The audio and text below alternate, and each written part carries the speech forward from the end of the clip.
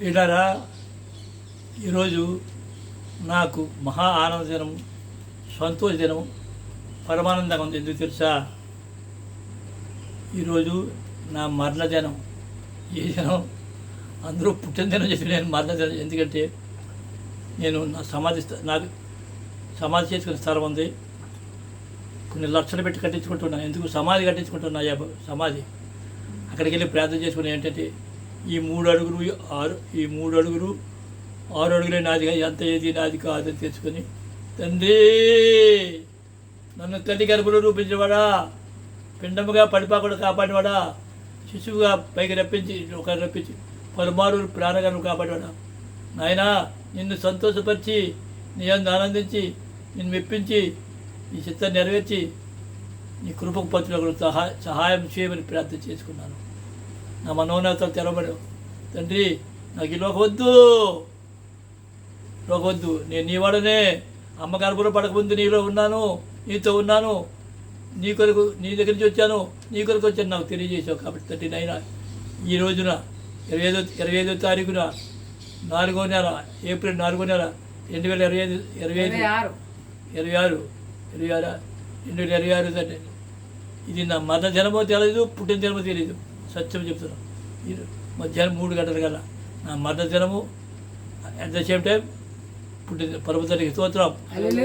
ఇప్పుడు చెప్పే మార్పు ఏంటంటే క్రైస్తవ్యమేమో యేసుక్రీస్తు రక్తం, యేసుక్రీస్తు మన కొరకు చనిపోయాడు అంటున్నారు. ఇస్లాం ఏమో అల్లా నామంలో రక్షణ అంటున్నారు. ఈయన రబ్బీలేమో అదోనే నామం అంటున్నారు. బైబిల్ లేఖనం ఏం చెప్తుంది? యెహోవా అని చెప్తుంది. ఏది సమస్తము పరిశీలించి మీరే చూపెడతారు. పరమతండ్రికి స్తోత్రం. హల్లెలూయా. ఇది పరిశుద్ధం చదవమ్మా. పాప క్షమాపణ కొరకు బలి అవసరమా?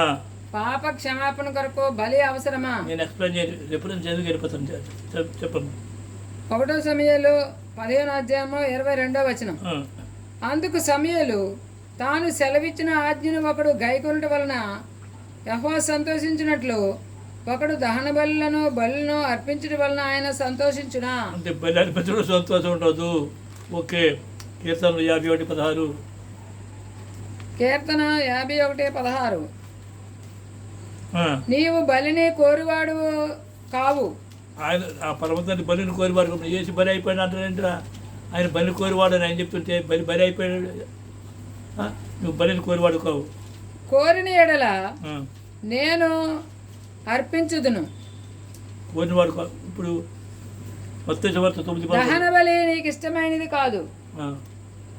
మత్తయి సువార్త 9:13. మత్తయి సువార్త 9:13వ వచనం. అయితే నేను పాపులను పిలువ వచ్చితిని గాని నీతిమంతులను పిలువ రాలేదు. అంటే అప్పటికి కనుక కనికరమనే కోరుచున్నాను గాని బలిని కోరను అని వాక్య భావం ఏమిటో మీరు వెళ్ళి నేర్చుకున్నాడని చెప్పాను. యెషువా చెప్తుంటే బలి అయిపోండి అంటున్నది.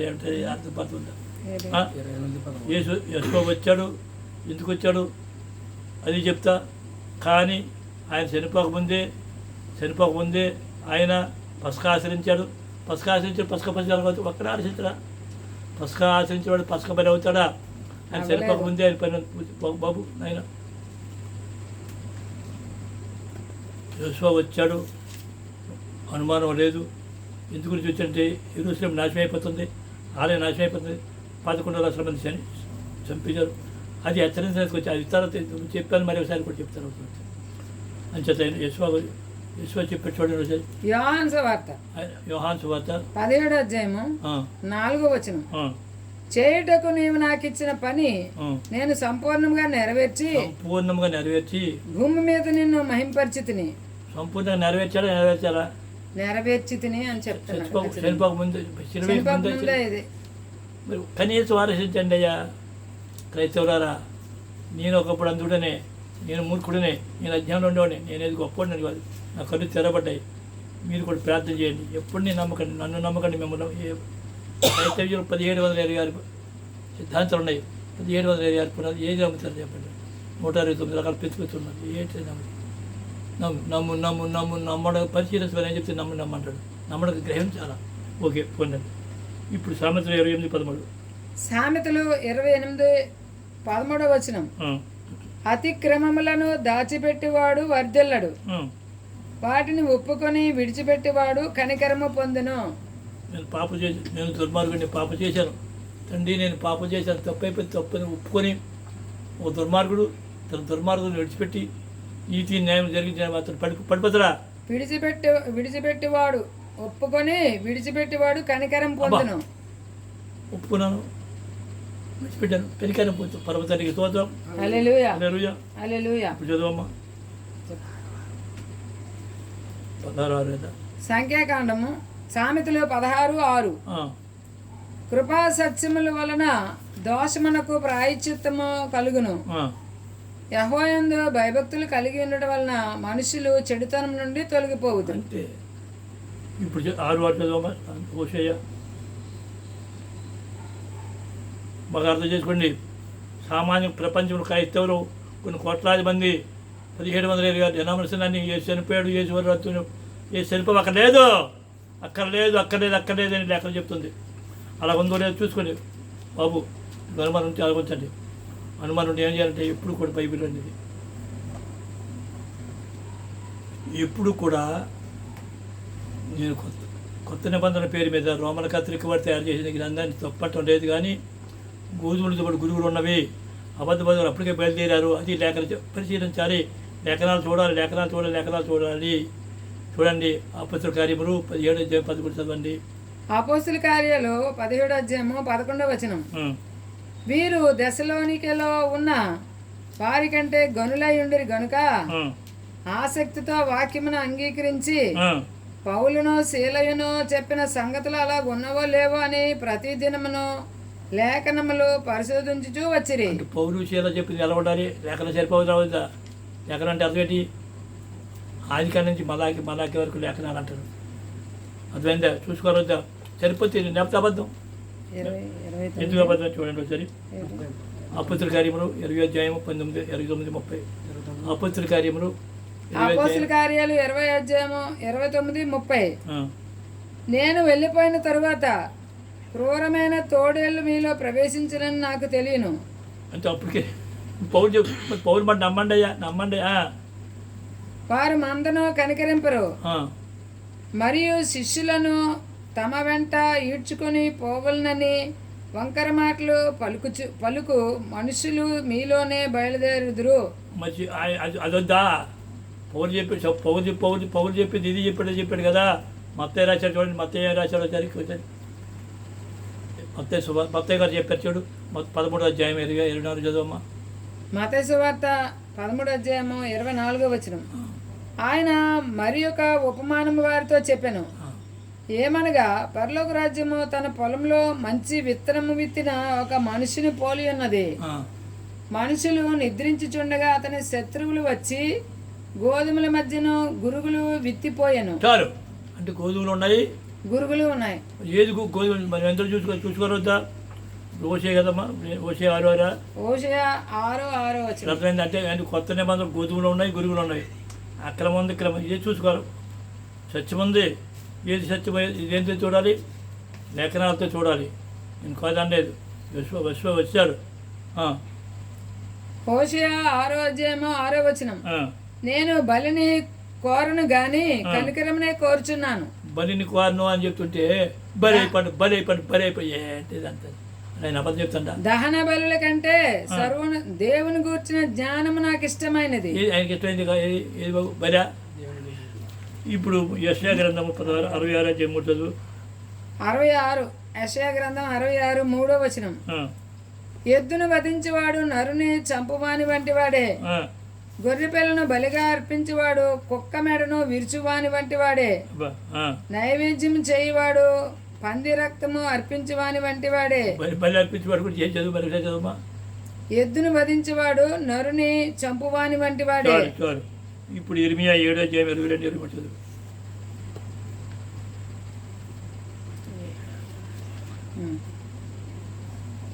ఇర్మియా 7:22-23.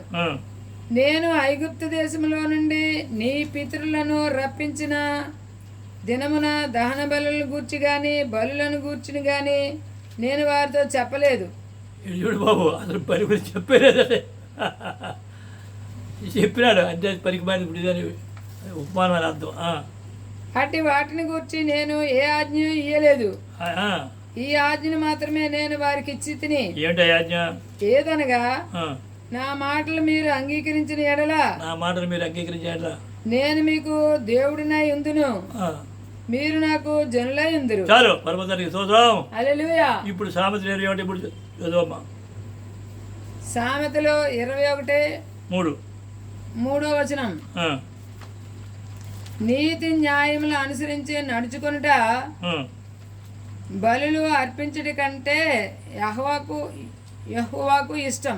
నీతి న్యాయాలు అర్పించారా? అది ఇష్టమని నీతి న్యాయములు అనుసరించి నడుచుకొనుట బలులు అర్పించటి కంటే యెహోవాకు ఇష్టం. ఏది ఇష్టం? నీతి న్యాయములుగా నడుచుకొనుట. నీతి న్యాయాలు అంటే ఏంటి బాబు? నీతి న్యాయాలు అంటే ఏంటి? నీతి న్యాయాలు జరుగుతామంటాడు కదా, అసలు నీతి అంటే ఏంటి? మానవ నీతి వేరు, మన నీతి పరలోకమందు తండ్రి నీతిగా. ఆ నీతి అంటే వచ్చారు ద్వితీయోపదేశకాండం 6:25 వచనం. మన దేవుడైన యెహోవా మనకు ఆజ్ఞాపించినట్లు ఆయన సన్నిధిని ఈ సమస్తమైన ఆజ్ఞలను అనుసరించి. సమస్తమైన ఆజ్ఞలా లేకపోతే 7 ఆజ్ఞలా? సమస్తం. ఈ మధ్యన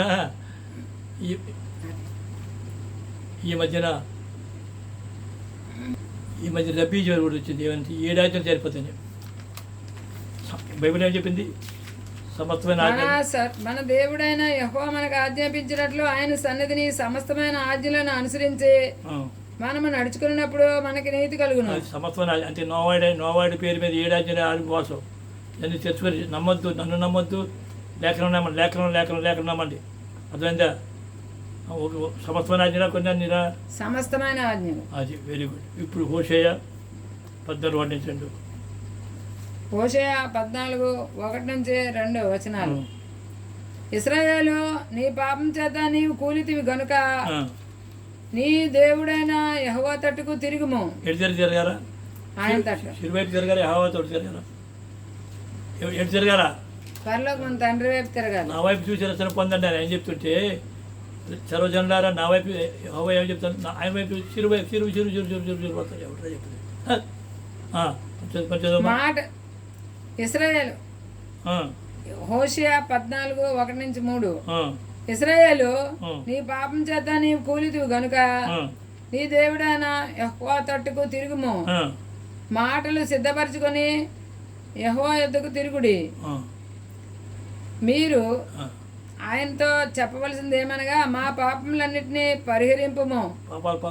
కట్లకు బదులుగా నీకు. ఎవరు చెప్పాలా? ఆయనే చెప్పాలా? తండ్రితో చెప్పాలా? తండ్రితో నా పాపాలు పరిహరించము. చెప్పవలసింది ఏమనగా, మా పాపములన్నిటినీ పరిహరింపము. కేటలకు బదులుగా నీకు మా పెదవులను అర్పించుచున్నాము.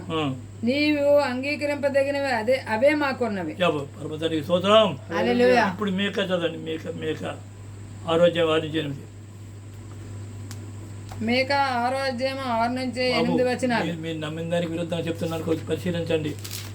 45 సంవత్సరాల ఆత్మీయ అనుభవంతో భారతదేశ నడుమూల తిరిగి తెలుసుకుని స్టెప్ బై స్టెప్ విశ్వాసం భయం వచ్చి నా జీవిత అనుభవం చెప్తున్నాను.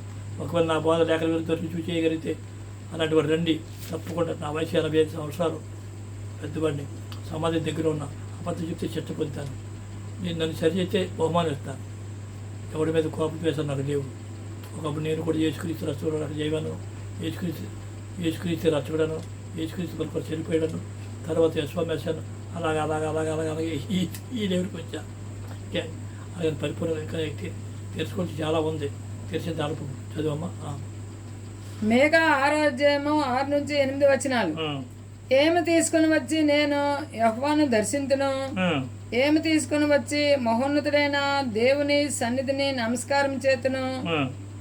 దహన బలులను ఏడాది దూడలను అర్పించి దర్శించునా. వేల కొలది పొట్టేలను, వేలాది నదులంతా విస్తారమైన తైలమును ఆయనకు సంతోషము కలుగజేయునా. నా అతిక్రమమునకై నా జ్యేష్ఠపుత్రుని నేను ఇత్తునా. నా పాప పరిహారమునకై నా గర్భఫలమును నేను ఇత్తునా. మనుషుడా, ఏది ఉత్తమో అది నీకు తెలియజేయబడి ఉన్నది. ఆ, న్యాయముగా నడుచుకొనుటయు, న్యాయముగా నడుచుకుంటాయో, కనికరమును ప్రేమించుటయు, కనికను ప్రేమించడయో, దీన మనసు కలిగి దీన మనసు కలిగి, నీ దేవుని ఎదుట ప్రవర్తించుటయు. ఆ, అంతే కదా యెహోవా నిన్ను అడుగుచున్నాడు. అర్థం చేసుకోండి ప్లీజ్, లేఖనాలు అర్థం చేసుకోండి. ఇప్పుడు 2వ దినవృత్తాంతం 25 చూడండి. 2వ దినవృత్తాంతాలు 25వ అధ్యాయము 4వ వాక్యం. 4వ వాక్యం. అయితే తండ్రులు పిల్లల కొరకును, పిల్లలు తండ్రుల కొరకును చావకూడదు. అది ప్రతి మనిషి తన పాపం కొరకు తానే చావవలనని మోషే గ్రంథమునందలి ధర్మశాస్త్రమునందు వ్రాయబడి ఉన్నది. ధర్మశాస్త్రం ప్రకారం తండ్రి జన్మ పాపం ఉందా? తప్పు, జన్మ పాపం లేదు. యెహోవా ఆజ్ఞను బట్టి అతడు వారి పిల్లలను చంపక మానెను. ఆజ్ఞది జన్మ పాపం, ఇది జన్మ పాపం కట్టు కదా. ఆదాం పాపం వల్ల ఇదంతా పౌరు పేరు మీద తయారు చేసి తప్పు, జన్మ పాపం లేదు. తండ్రి పాప పిల్లలు రాజు రాజు రాజు. ఆమోసు 5:20 చదవండి. ఆమోసు 5వ అధ్యాయము 23వ వచనం. ఆ, నా పాటల ధ్వని నా యొద్ద నుండి తొలగనీయుడి, ఉమ్, మీ స్వరమండలమ నాదము వినుట నాకు మనస్సు లేదు. యెహెజ్కేలు 18:27. యెహెజ్కేలు 18:27 వచనం. ఆ,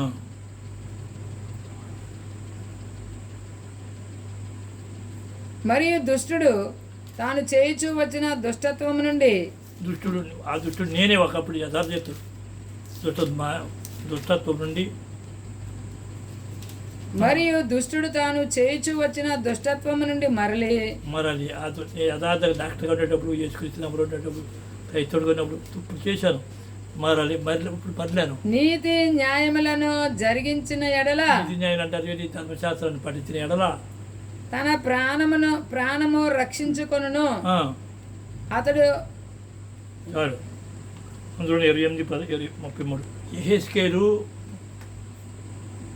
33వ అధ్యాయంలో 14వ వచనం చదవమ్మా. యెహెజ్కేలు 33వ అధ్యాయం 14వ వచనం.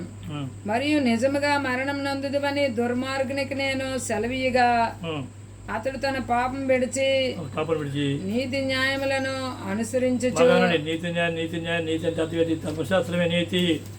న్యాయం ధర్మశాస్త్రం ఉంది. ధర్మశాస్త్రం పాటించాలి.